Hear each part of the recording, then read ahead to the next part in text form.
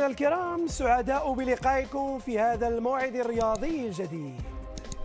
نستهل هذا العدد بأخبار المنتخبات الوطنية، حيث دخل يوم أمس المنتخب الوطني المغربي في معسكر تدريبي مغلق بمركب محمد السادس لكرة القدم في المعمورة، وذلك قبل ملاقاة النيجر وتنزانيا يومي الجمعة والثلاثاء المقبلين في وجدة ضمن التصفيات القارية المؤهلة لمونديال 2026.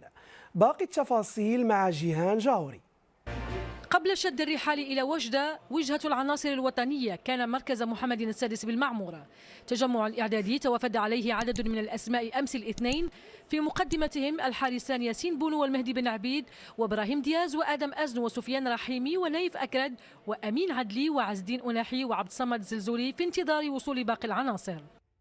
تجمع الأسود سيشهد تواجد أسماء جديدة ضمن القائمة، إذ يشارك لأول مرة كل من عمر هلالي لاعب إسبانيول الإسباني وبلال نادير من أولمبيك مارسيليا الفرنسي، إلى جانب لاعب كلوب بروج البلجيكي شمس الدين الطالبي، وكذا حمزة إيجامان مهاجم رينجرز الإسكتلندي.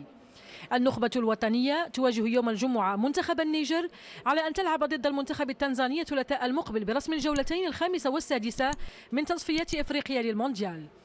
علما أن المنتخب الوطني متصدر لمجموعته ب9 نقاط، فوز مفترض للأسود في المواجهتين معا يعني بطاقة التأهل إلى نهائيات كأس العالم بالولايات المتحدة الأمريكية 2026 دون انتظار المباريات المتبقية. وإليكم برنامج اللقاءين وفق الجدول التالي: المغرب ضد النيجر يوم الجمعة في 21:30 ليلة، وفي نفس التوقيت يوم الثلاثاء 25 مارس النخبة الوطنية تلاقي تنزانيا برسم المجموعة الخامسة. ارتباطا بالمنتخبات الوطنية، عينت الجامعة الملكية المغربية لكرة القدم الإطار الوطني فتحي جمال مديرا تقنيا جديدا خلفا للبلجيكي كريس فان بويفيلد. فتحي جمال سيكون مكلفا بالمنتخبات من فئة أقل من 15 سنة إلى أقل من 20 سنة، كما أسندت إليه مهام إضافية تشمل الإشراف على التكوين داخل المغرب وخارجه وتنظيم دورات تكوينية تحت إشراف الاتحاد الدولي لكرة القدم بصفته محاضرا معتمدا من لدن الفيفا. في الملاكمة، وصلت في 6:30 من صباح اليوم بعثة المنتخب الوطني المغربي سيدات إلى مطار محمد الخامس الدولي قادمة من صربيا بعد مشاركتها في بطولة العالم للملاكمة السيدات، والتي تكللت بإحراز ميداليتين ثمينتين. روبورتاج يوسف الغازي والتحرير لمحمد القردة. بابتسامة الفخر والاعتزاز وهي تعلو محياه ما عادت لأرض الوطن، وداد برطال بطلة العالم في وزن 50 كيلوغراما، وحسناء لارتي المتوجة بالميدالية البرونزية في وزن 80 كيلوغراما استقبلت بحرارة بمطار محمد الخامس. كنبغي نشكر الفيدراسيون على كاع المجهودات اللي قامت بها معنا، وكنبغي نشكر حتى لي كوتش ديالي اللي بداو معايا من الاول، ولا لي كوتش اللي في كيب ناسيونال. الحمد لله انا جد فرحانه، وهذه ما هي الا خطوه اولى انني حصلت على ميداليه ذهبيه ببطوله العالم، وان شاء الله كنطمح انني نحصل على ميداليه اولمبيه في 2028. كنهدي الفوز ديالي جلاله الملك محمد السادس نصره الله، وكنهدي الشعب كامل، وشكرا للاطر التقنيه وشكرا للفيدراسيون على الوقفه ديالها معنا. وداد برطال 25 سنة، والتي سبق لها أن توجت ببطولة العالم في مناسبتين، تعد ثاني ملاكمة مغربية تحصد الذهبية في بطولة العالم بعد مواطنتها خديجة المرضية. توصلنا بهذه النتائج اللي كانت جد مشرفة على رياضة الملاكمة الوطنية، اللي لعبوا فيها 6 ديال البنات الكارت فينال ربع النهاية، وميدالية برونزية بواسطة حسناء لارتي 80 كيلوغرام، وذهبية وداد برطال بعد ما لعبت 4 ديال المقابلات من بين أقوى الدول المنافسة.